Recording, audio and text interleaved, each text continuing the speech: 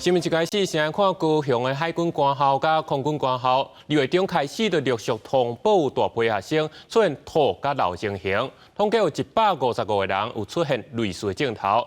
这卫生局经过调查，初步认定应该不是食物中毒，敢是去喂到诺罗病毒，要等检验报告出来才知影详细。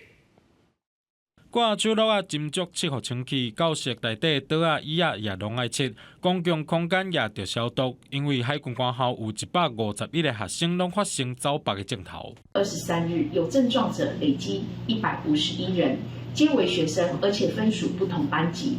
初步研判为腹泻群聚感染。空军军官学校卫生局则是在2月21日接获通报。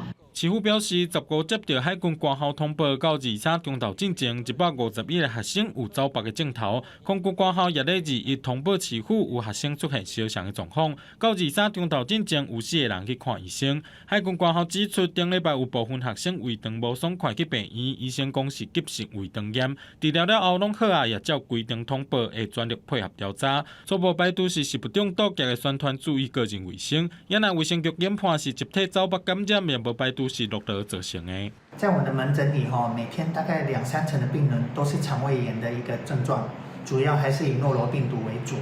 小于5岁的孩子或者是老人免疫力比较低下的人，可能会更严重。 医生讲，根据卫福部资料显示，今年过年期间急诊走北看医生的人是最近5年上济，9成以上感染的人都确诊是诺罗病毒。最近伊的门诊也未少人是喂到诺罗，呼吁民众爱吸食洗手，海产着最好先较食。目前2间官校敢是集体诺罗感染，检验报告也未出来。公司新闻综合报道。